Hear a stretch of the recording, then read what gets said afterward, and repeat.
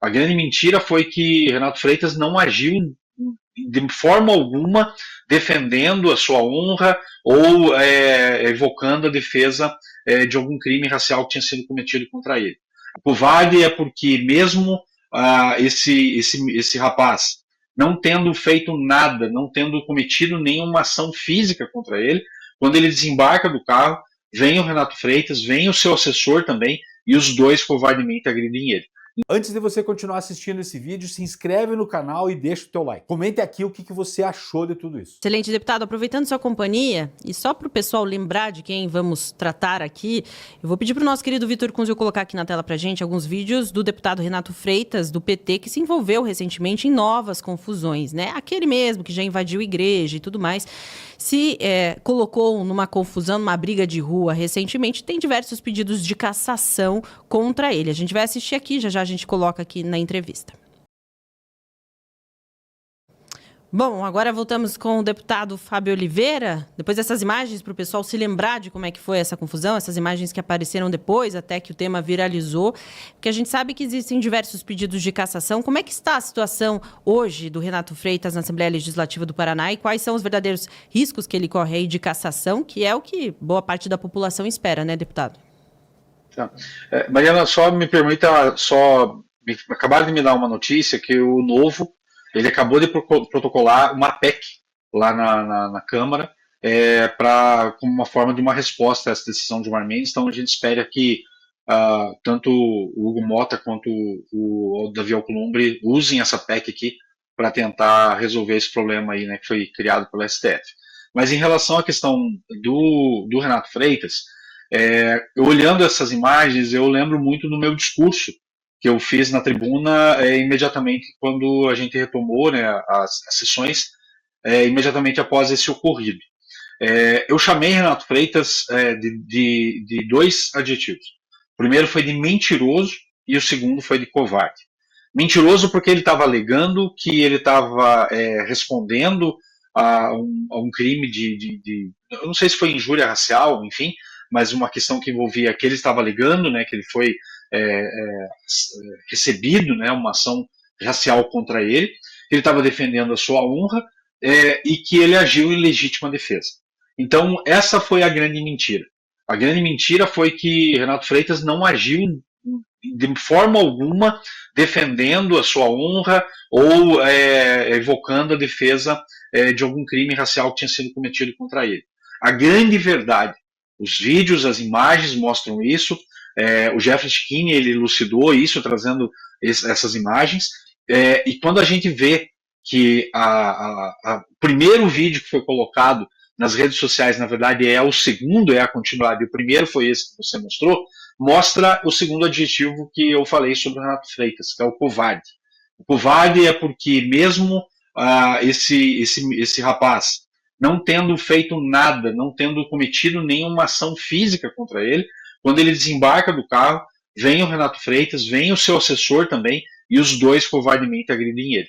Então, para mim, Renato Freitas não é nada mais, nada menos, apesar de ser um homem com 40 anos, mas é um homem que age como um menino. É um homem que age como uma criança, e essa criança, além de ser mentirosa, é um covarde. Deputado, ainda nesse tema do Renato Freitas, a gente viu recentemente declarações dele mesmo falando que fuma maconha numa câmera, né? Falando de uma maneira bem aberta sobre esse tema. A gente sabe que no Brasil é criminalizado, ainda mais se tratando de um parlamentar. E a gente teve também na cidade de Curitiba a possível cassação, que daí depois a justiça interviu na sessão, mas de uma vereadora que também fez um incentivo, apologia à maconha e drogas dentro da Câmara de Vereadores. Eu queria ouvir a opinião do senhor sobre essas situações que envergonham o parlamento. Anny, isso tem muito a ver com a primeira pergunta que a Mariana fez, quando ela falou que eu, como parlamentar, como que eu vejo essas ações do judiciário dentro do parlamento. Então, falando especificamente do caso do Renato Freitas, quando a gente vê, quando ele invadiu a igreja aqui em Curitiba, e ele foi cassado pela Câmara Municipal de Curitiba, a Câmara fez o papel que lhe cabia. Ela tomou a decisão que lhe cabia para aquela ação de quebra de decoro, quando ele teve que parar aquele serviço religioso realizado pelo padre. Aí essa ação, ela tramitou, obviamente, que no judiciário aqui do Paraná, e o Renato Freitas entrou com recurso e foi parar isso no STF. A gente não pode esquecer que foi o próprio Barroso, né, que declarou que o Renato Freitas ele estava sendo tratado de forma racista em relação a essa ação, e ele mandou que ele voltasse, que a Câmara de Vereadores de Curitiba reintegrasse ele, né, como vereador.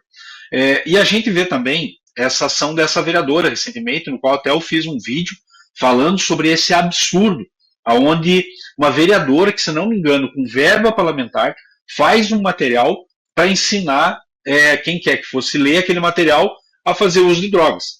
Então, para mim, isso é um absurdo.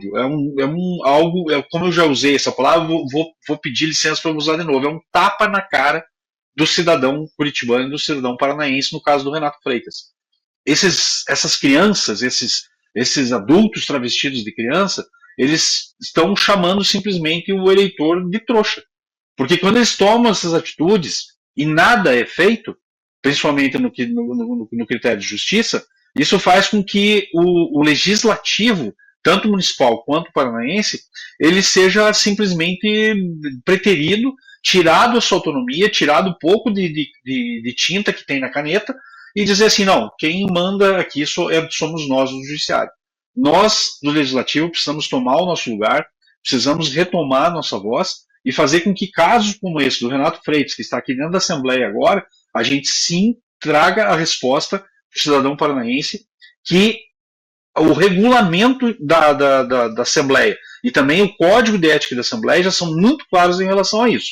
Então, quando o Renato Freitas ele agride um cidadão na rua, ele está quebrando o decoro. E quando o Renato Freitas dá uma entrevista assumindo que ele é maconheiro, e o pior, não é ele até ele assumir que ele é maconheiro, mas que ele planta maconha dentro de casa, isso também é passível de quebra de decoro. E o que eu olho aqui é que nós sim precisamos, como deputados estaduais, dar uma grande resposta à população, que é caçando esse deputado estadual que não faz jus à confiança que o paranaense depositou para ele. Perfeito, deputado. Muito obrigada pela sua companhia, sua participação aqui. Volte sempre. Obrigado, Mariana. Um prazer sempre estar nesse programa tão assistido aqui do nosso Brasil. Não é só o Paraná, do nosso Brasil. E é sempre um prazer e estou sempre à disposição de vocês. Ótimo, obrigada. Volte sempre. E agora a gente vai receber aqui no Sem Rodeios Guilherme Fiuza. Fiuza, boa tarde, seja bem-vindo. Oi, Mariana.